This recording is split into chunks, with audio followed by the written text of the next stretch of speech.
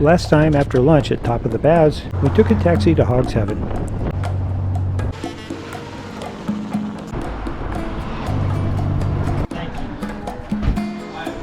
We enjoyed the view and a refreshment, and Patsy, our driver, joined us.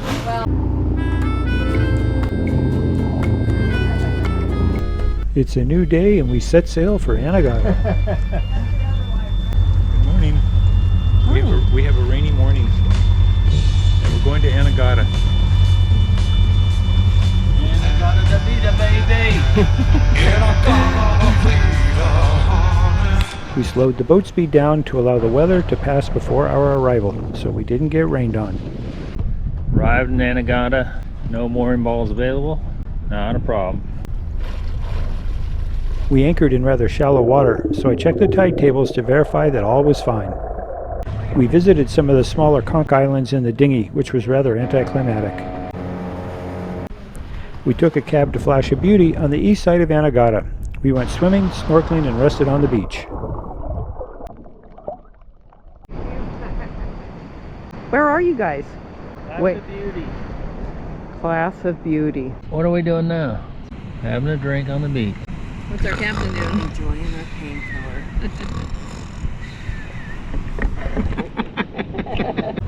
On the way back, we ran a stop sign at full speed. Yikes.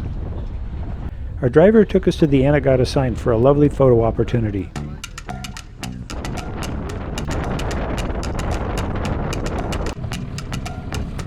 Got a video of Jay napping. Of course, he makes fun of me every time I nap, so it's fair game. Captain's dinner. Thank you, Jay and Julie. We had a lovely dinner at Potter's by the Sea and enjoyed the dancing and entertainment. And Jay entertained us with his magic, the wine bottle trick, which is taking a cork that is deep inside the bottle out.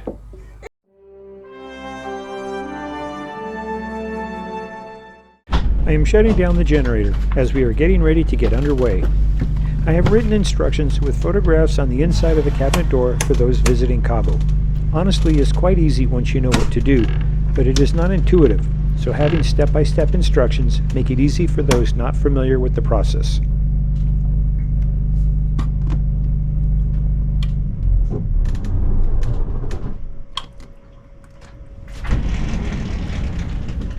I'm also checking water and fuel levels, as it is always good to have an understanding of the resources available before departing.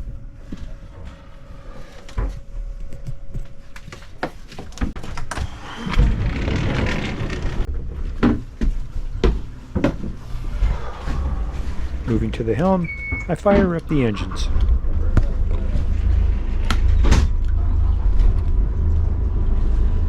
Checking the exhaust to verify that cooling water is flowing.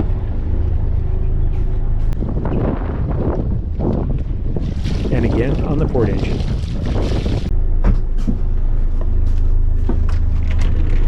Can I trouble you for the helm? You can bring your coffee if you want. You don't need to do anything yet, but when I get the anchor to a certain position, you're just going to drive out, keep the green buoys on your right.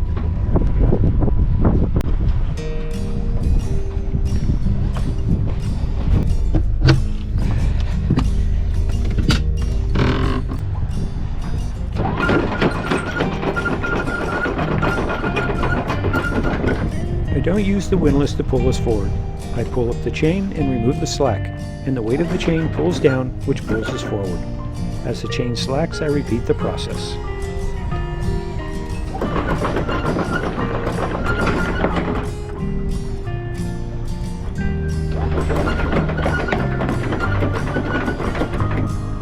If there is a headwind, then using some engine throttle to push us forward makes the process go faster.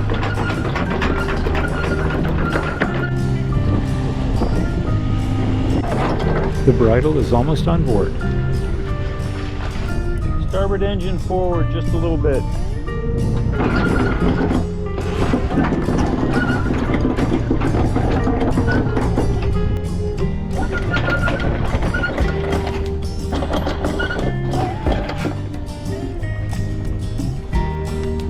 The bridle lines occasionally get caught underneath the chain, so I just pull them free, and so I can pull the anchor up without wearing out the bridle lines. Once the bridle is on deck, the bridle is removed.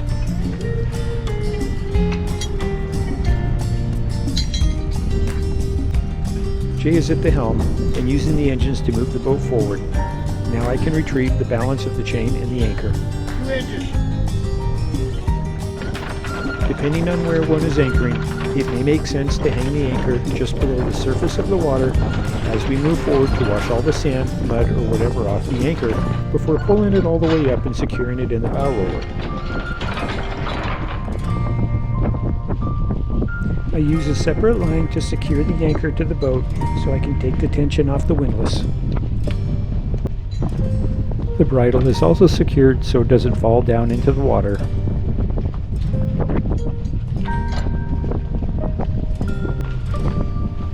The tension on the chain is released. Leaving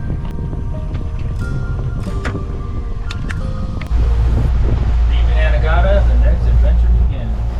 Captain Richard makes pulling the anchor up look easier than doing a mooring ball. The waters around Anegada are quite shallow, and there is a marked channel to guide the boats in and out of the mooring field. We have the final red and green buoys in sight. Turn around into the wind, put the main up, chart our course, head out, roll out to Genoa based on which side the wind's coming in, red or the blue line, and off we go. I'm impressed.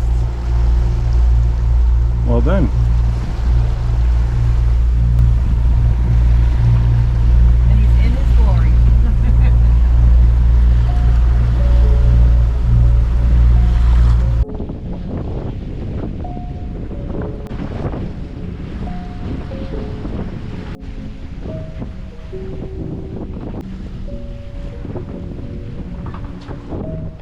At the moment, we have 15 knots of true wind speed, 11.9 knots of apparent wind speed coming from our port aft quarter.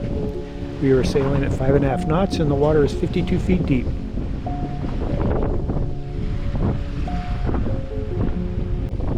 As you can see, it's overcast, and in the video, overcast days always appear to be cool days, but the weather is warm and comfortable. Our boat speed has increased to 6.8 knots, and our speed over ground is 7.6 knots, so we have some current helping us today, in addition to 18 knots of true wind speed and 17.2 knots of apparent wind speed just after the beam. This makes for very nice sailing.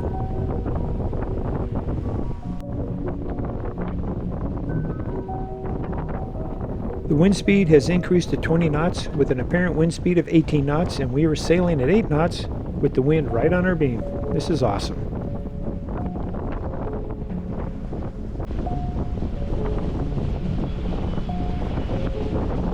Today we are sailing to Jost Van Dyke. This is our longest sail for this trip, 27.4 nautical miles. How you doing?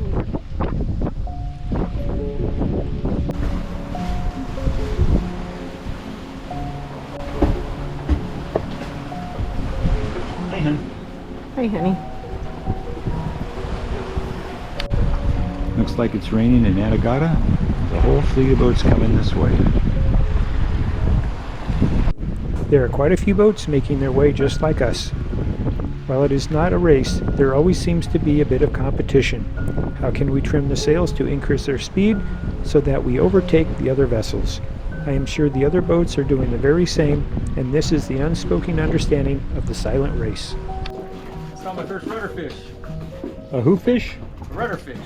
Giant. So we just got to Diamond Cay and we fixed the reefing, number 2 reefing line. Now we're having lunch and it's starting to rain. Well, sprinkle a little bit anyway.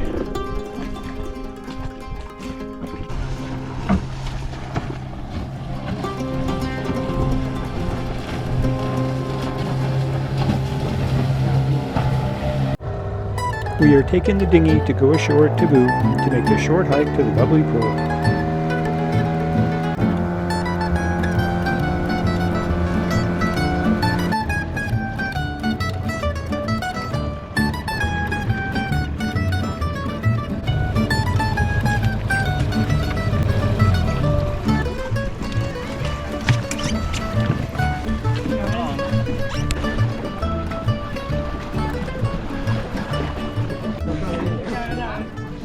Hey, good day.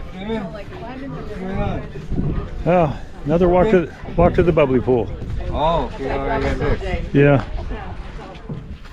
Concrete and cinder block construction. Looks like they are planning for the next wave of bad weather. This structure should last. The previous wooden structure didn't survive Hurricane Irma in 2017.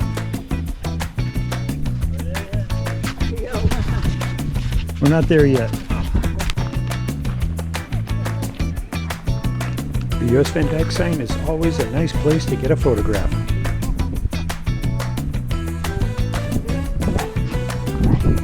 There's no right or wrong way.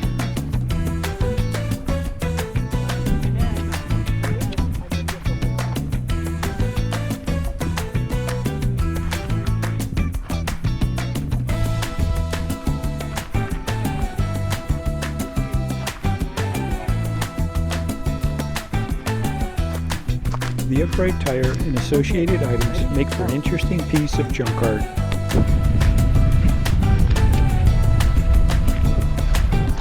We have walked this path several times this season, and each time I am in awe of the destructive force of Hurricane Irma. This once jungle path of mangroves, which required stepping over roots and such and ducking under branches, is all gone. It is sad, and yet the good news is that it will recover and grow back over time. Poor dog.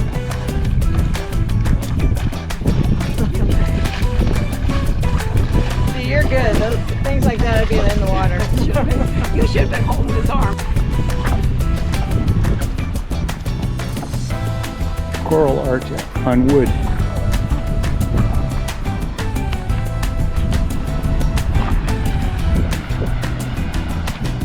I would like to offer our thanks to the folks who made this little stone wall that helps direct us to the left and up the hill to the Bubbly Pool. I am sure that without this little stone wall, we might continue walking the shoreline and miss our turn for the Bubbly Pool.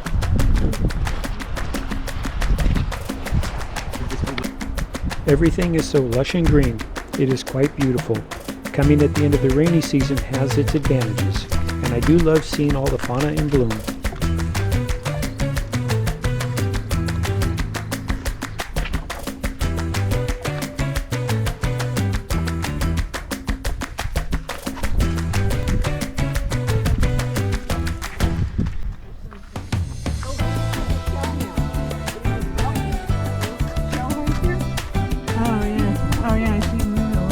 Yeah, hermit crab.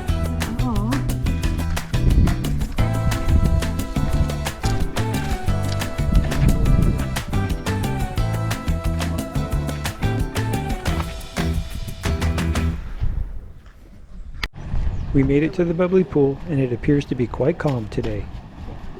It's fun to see the stacks of rocks that people have built during their visit to the Bubbly Pool. So cool. Get what you get, right? And we're getting some wave action.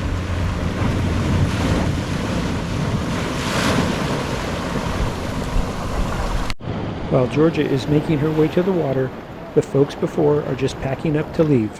We will have the Bubbly Pool to ourselves, which is a treat. I'll see. Okay to go closer. No, all the way up to the rocks is fine. It's fine. Oh, we got killed. No, if you go on the other side. Yeah, what's going on? Through. Let me get my neck massage here. Oh, here. Oh, From putting the watching sail up. watching the sail. Putting up my neck.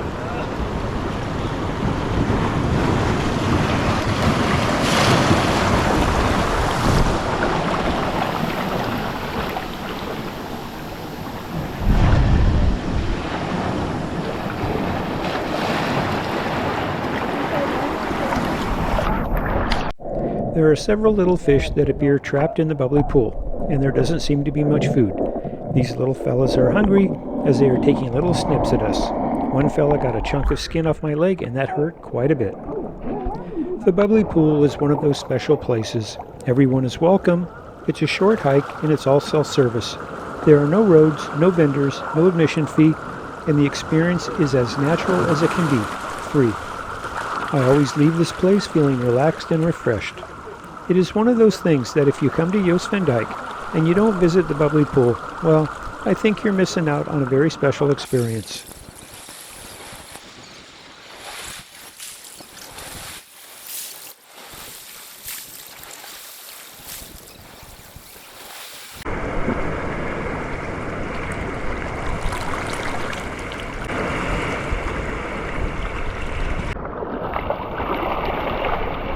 It is time for us to make our way back to the boat. We have been here quite a while, and we are getting waterlogged.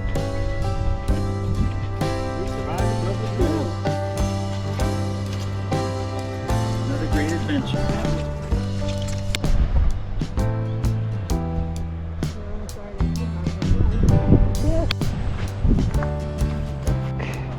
Look at these little mangroves. They are making a comeback. Yay!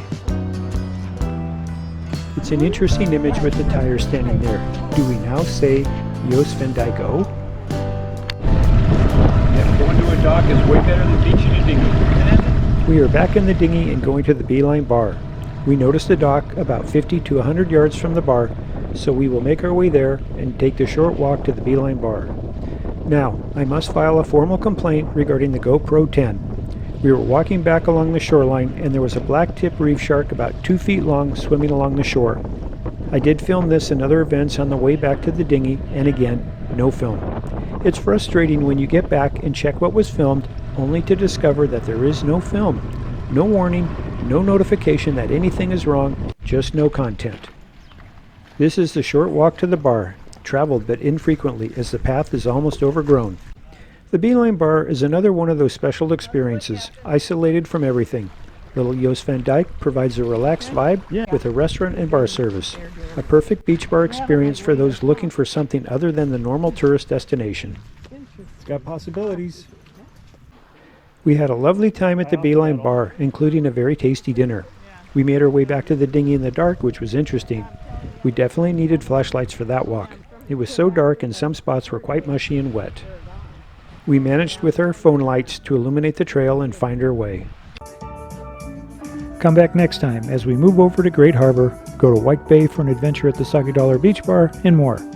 We would like to invite you to subscribe, like, and leave a comment or question. And for those of you who have subscribed, thank you and thanks for watching.